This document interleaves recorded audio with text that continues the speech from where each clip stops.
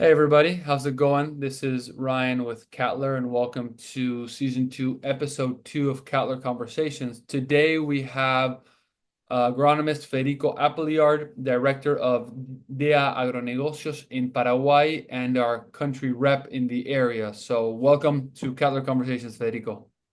Hello, Ryan. Thank you very much for the conversation and glad to be here.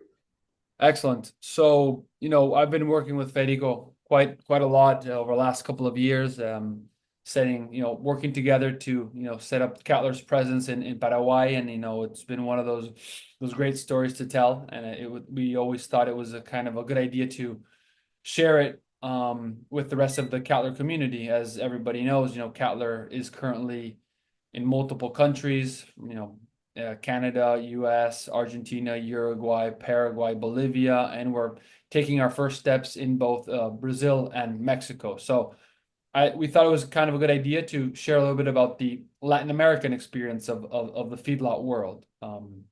So without further ado, Federico, can you please just share a little bit about kind of your background and your journey into, the ag world and the ag space that we're all very, fond of? Sure, Ryan. Well, first of all, I'm sorry for my English. It's my second language, so please comprehend. So, yeah, I'm an agronomist. Studied in Paraguay. Then I did a graduate certificate in Australia and also another specialization in Argentina. Well, even though I'm an agronomist as a professional, all my life, I've been keen to working with cattle.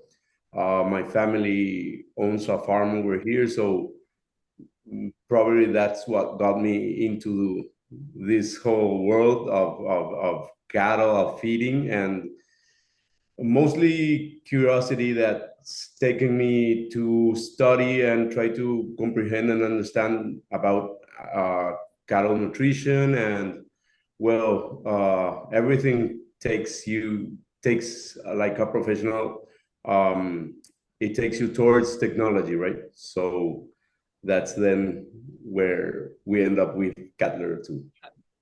Excellent.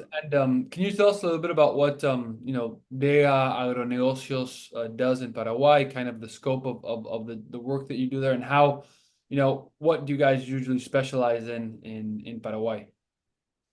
Sure. So Paraguay is, even though it's a small country, it's really worldwide known. For the people that know Paraguay, probably one of the first things they know is that Paraguay is like a big meat producer. So I believe like we are in the global game of or match of buying and selling meat, especially selling. So yeah, what we're trying to do from the agronegocios is try to help out or provide service, right? We see ourselves as we've got this compromise or responsibility of providing service, which is hand to hand with technology. So we've gone really deep into feedlots because we see as the cutting edge of farming. So Paraguay's farming is really evolving really fast. Um, I could even tell you that like not even probably 10 years ago, there was the whole region of the Chaco, which is like the dry region in Paraguay, and it's 100% cattle raising farms. And since the last 10 years, it's grown so much, and so much technology has gone in, and also cropping, and it's mostly for feeding animals, but all of this has evolved into feeding and farming like making farming like a really modern business. It used to be like just a classic relaxed farming system, just breeding grass fed, but like natural grass. So even though people that aren't really into farming don't realize, even though in grass-fed farming there's a lot of technology involved. So we try at there, we try to help them which whichever tools we can use, be name it being softwares or hardware, anything that we can make to make the farming more efficient. We try to apply. Well, so you said that, Paraguay has really, really taken off, on the technological side, right? I mean, on that end, kind of, what do you think has been the biggest, reason for such technological adoption? Could it be kind of just needing to compete with the rest of Latin America? Does it have to do with, getting the best product out there? Or has it been just kind of a mindset shift, um, or just what you called, modern beef production? Yeah, well, probably a bit of everything because like the whole Latin American evolution in the farming evolution, I mean, it's like Brazilians and Uruguayans and even Argentinians started to migrate and doing farming over here, which is something that usually happens in every region, right? Paraguay was far behind, and that kind of forced Paraguayans to start taking action and taking a step forward because like even land prices started going up, uh, rocket sky. So yeah, probably what that was one of the things, and also that, as I mentioned before, Paraguay is really known or trying to be. It is known, but even trying to be better at providing meat, at selling beef. So um, we try to consider ourselves all farmers, all Paraguayans that in one way or another work with the beef industry. We try to consider us being in the top, I don't know, 3 or 5 beef producers. So we are really into it, and that also pushes us into technology and into trying working not only directly with technology per se, but also in genetics, in everything. It is incredible how much Paraguay has advanced, how much technology it has spent into genetics uh, since, like I said before, since 10 years ago, it was like Paraguay was importing a lot of genetics. Nowadays, we are exporting lots of genetics and we've been in competitions with live cattle, genetics live cattle, and yeah, I guess now we're well known in many cattle breeds worldwide. Yeah, so yeah, I think it's a bit of both. We've been pushed, but we're also pulling in order to be competitive and to be in the top markets. Cool. Excellent. So what I mean, you've specialized in the feedlot industry, and what are some of the what do you see the ecosystem of the feedlot industry looking like, and kind of some of the challenges that you're seeing, and kind of just how what's the feedlot segment look like in Paraguay, and also maybe if you know a little bit about Latin America as well. Well, yeah, in Paraguay, it's like in long term, it's really new. I've been working with nutrition and feedlots since 2010, and I don't have the exact number, but I'm sure there was not more than 50 feedlots back then, and probably around 50K or 50,000 cattle being held in feedlots.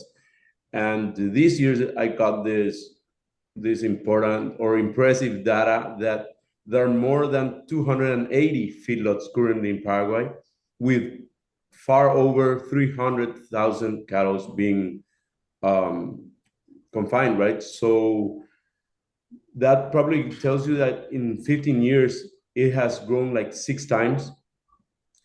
On one end, that's really good. I believe that shows how fast, not only how fast farming is growing, but how fast it's modernizing itself. But on the other hand, in every area, you know that when you grow exponentially so fast, it's really hard to control. So there are a lot of things that people just copy paste, and feedlotters know each region, each climate, everything, each breed, everything is different. So maybe that makes people try to avoid errors and by copying what other countries doing, but sometimes that takes them into doing errors. So yeah, as I said, we try to help people. We try to apply every technology that we can into Paraguayan conditions, and well, Latin in as a whole view, I believe Latin America, especially Brazil and Argentina, but are much more advanced. Of course, they're much bigger countries, so it's another volume. But I think they are on the right way, and in Paraguay we are trying to keep up, and I believe in certain ways we are, and in maybe we are uh, at the same point, but growing faster than they are, because they were into this kind of feeding system much before. What's kind of the normal size of feed yards that you see there in Paraguay, and what breeds are we usually talking about? Is there also the concept of, the backgrounder and then the finisher, or kind of how does that work in Paraguay? So yeah, no, farmers, like most farmers are breeding farmers, and most of them try to do the whole cycle, which is fattening, also finishing.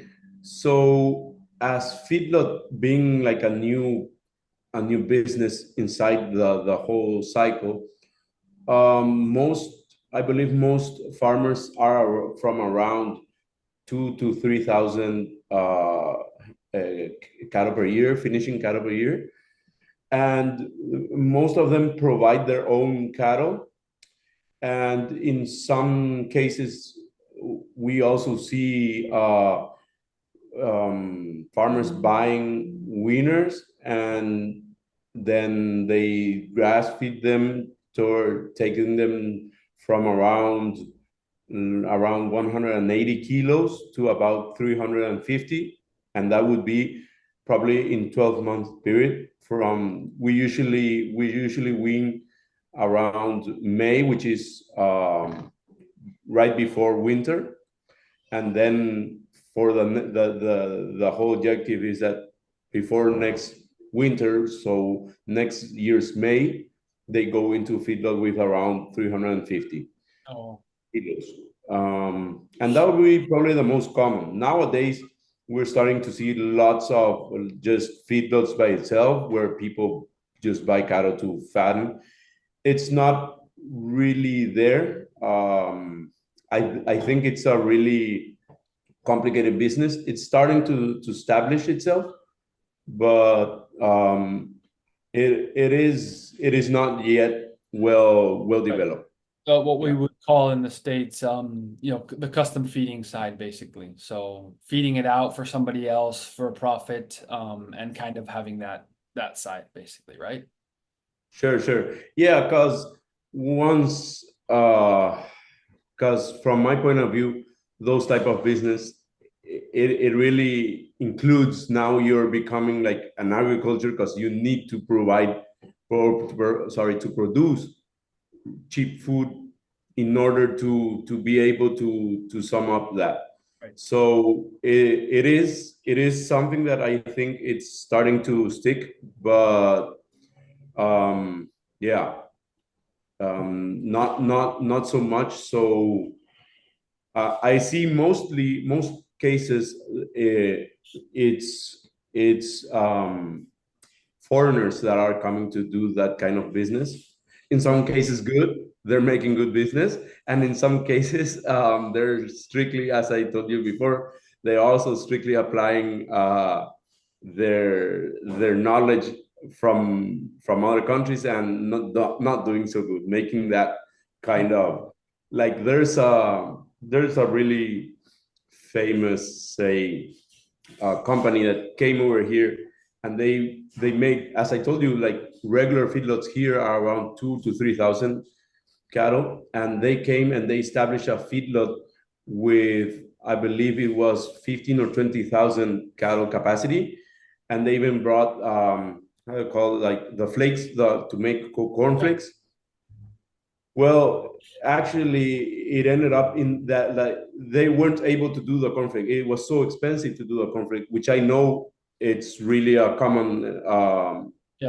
common thing to do in some places. Well, they couldn't make their machine work, and their feedlot was always um, with around 2, 3, even 5,000 cattle, but they had this whole huge structure with for 15,000, and they could never make it work. But so that's an example that they didn't do a correct study, and it wasn't located really well, so they had to move a lot around, a lot of feeding. Well, yeah, so It's it is.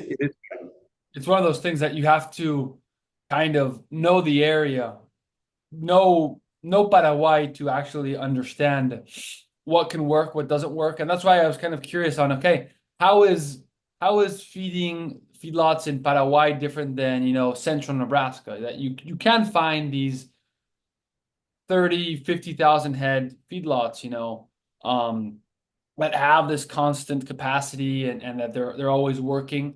But maybe Paraguay is much more of, since all these companies are vertically integrated, they do their own, cow calf, they do their own backgrounding, and they do their own feedlot. Their production is as much as they can produce. That their end production is as much as they can that they initially have. So that's also kind of a reality on that end as well. That's kind of super curious for those listening this. Yeah, yeah. We you can see over here big feedlots like 20,000 or more, but they're not really common. And as you said, most are integrated production. And on the good end is that, as I told you, Paraguay is really working hard on genetics. So those farmers are working on their own genetics, and that would probably mean that the whole system would probably be easy to get like a traceability of beef Right. afterwards, and thanks to that being on the international beef market with good reference. Yeah, 100%. I agree with that. It's at one point, there was a lot of competition in exporting, and there was that competition, of Argentina and Paraguay when Argentina couldn't export, and kind of who was exporting. So we've seen a huge growth of Paraguay actually exporting a lot and getting really put on the map on that end. So what current breeds do you find in Paraguay? What are the cattle breeds, the most common cattle breeds? So most common are Cebu, which are Nelore and Brahman. That's obviously according to the climate, right? I believe a really popular breed is the Brangus, because Paraguay is really hot country, and farming, as I said, is mostly up north, which is the Chaco. It's a really isolated area, really hot. You get like 50 degrees Celsius summers. It is really dry, salty. So that makes a good habit for lots of grass, like panicums, and that makes the cattle tolerance or need of tolerance really high. as an alert per se. So most farmers try to crossbreed with Brangus and Acebu or something like that. And there are a lot of new breeds like that come from South Africa or places similar to our climate. But I believe for finishing cattle, most people try to do a crossbreed. Yeah. Yeah. Um, Excellent. So how we've seen this huge growth in Paraguay on the side of, more feedlots, this being a new industry, and then kind of the cornerstone of everything is this adoption to technology of new technologies that would help them. How is that adoption going in Paraguay? Is it easy to get people to see the use of technology? Is it, are, are they still kind of skeptical, or are they looking more into just continuing the pen and paper? Because there's a lot of heritage in Latin America. Since my grandfather did it this way, my dad did this way, I'm going to do it this way. They all did well, so why would I change anything, Yeah, yeah. No, it happens. It happens a lot, and it's funny because like even when we arrive to a farm and we present them Cutler, and they're like, okay, so can we adjust Cutler in order to work this way or this other way? Because we've been doing that for 30 years. And I'm like, no, you need to change your mindset and you need to that's the purpose of this, right? So yeah, it is kind of hard to get people to adapt or to evolve per se as a way to say, because I believe softwares like Cutler take them to a next level. It's like us going to school, like you don't like it, but once you finish, you see back what you've learned and how much you've improved. It works exactly the same. When people have been doing Cutler like for a couple of months and we go back and talk to them, they're really satisfied. Not only Cutler, right? Any technology that we try to apply. Obviously, it's 99% success, and there's also some cases that it's really harder to adapt or for them to apply it. So, well, on most cases, we're still trying and we're still looking, but yeah, people or even farm workers um, sometimes are not so keen to open themselves up and being themselves exposed per se, as Cutler would do to them, because the way data is managing now, um, workers of a farm or feeders, like there are two kinds of them: the ones that do their best trying to avoid Cutler, and they're the ones that once you go back to a farm, they're like, hey engineer, how did I do, how am I doing, am I good, can I get a prize, can I get something? Yeah. So it's like a motivation for the good ones, and it's really a hard time for the bad ones. But I guess that's something that needs to happen. Yeah, I agree. The prize that Federico's talking about is the feedlot of the year. So every month, throughout Latin America and through North America, we have a feeder of the month award. So best loader, best dropper, and then best overall feeder. So, um, actually, the best feedlot that Cattler had across 7 countries was one in Paraguay, and it's just one of those things that goes to prove that, you know, everybody will do the best that they can to do what they're doing and in performing best. But in this case, we found that in Paraguay, they're the ones doing it the best. It's one of those things that, and you talked about it before.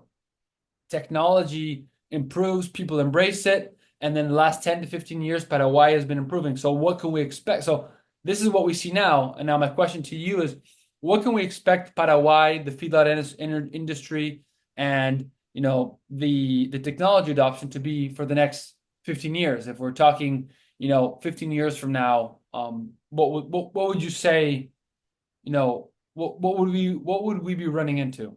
How do you envision that? Well, I hope it keeps on evolving as it's been doing. And specifically talking about that case that you mentioned of the feedlot of the year last year, it was a small feedlot. They really tried to do things good. They effort themselves every day. And it's funny in a way that after they got the prize, uh, obviously we celebrated with them, but they started getting requests to from other people to take their cattle. So now they're offering the service of we were talking, Yeah. and they're like three times their size probably, Wow. and they're really happy now. So now they're like, what else can we do? How can we keep improving? Right. So yeah, that's I believe that's the way to go, and I hope most feedlots for the next years still keep applying technologies. And their technology is kind of complicated. There are technologies that can apply and do best, and then there are technologies you try out and then you have to keep going and try another one if it doesn't meet your expectations, right? So I believe that's why we need to keep trying technology and stick with the ones that really help us out in the feedlot. And well, I believe Paraguayan feedlots would be. I hope they would be in around 10 to 15 years. Really, probably automatized, and yeah, I'm probably looking something like the one in your background. Yeah. The perfect. I just one last question that we always ask, just um kind of a staple of the Cattler conversations, which is, reflecting on your career and what you've done so far. If you could go back and give your younger self some words of wisdom to any young, engineers starting their career, what would that be? um, well, definitely stick and focus on something specific that you really like.